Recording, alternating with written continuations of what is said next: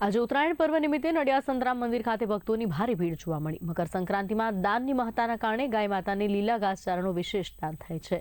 ગામના લોકો તેમજ વિદેશમાં વસતા લોકો મકર સંક્રાંતિ નિમિત્તે મંદિરમાં દાન કરી રહ્યા છે।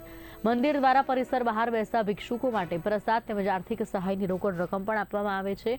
તો ઉત્તરાયણ પર્વ નિમિત્તે સંતરામ મંદિરે ભક્તોની ભીડ જોવા મળી રહી છે। ગાયને લીલા ઘાસચારાના દાન માટે ભીડ જોવા મળી છે। મંદિર બહાર બેસતા ભિક્ષુકો પણ લાડુ અને રોકડ રકમનું દાન પ્રાપ્ત કરી રહ્યા છે। સંતરામ મંદિર મહારાજશ્રીના આજ્ઞા અને આશીર્વાદથી ઘણા વર્ષોથી આ પરંપરા ચાલે છે અને મહારાજશ્રીનો આગ્રહ હોય છે અને ભાવ હોય છે કે દરેક ભિક્ષુક સુધી આ પ્રસાદી અને પૈસા પહોંચે એમ।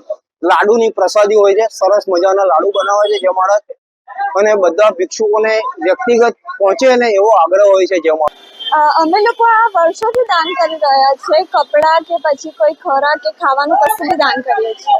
એન્ડ આ ઉત્તરાયણમાં લાઈક પરંપરા છે સંતરામ મંદિરમાં કે કઈ આવી છે કે વર્ષોથી કે દાન કરે એનું પુણ્ય મળે છે।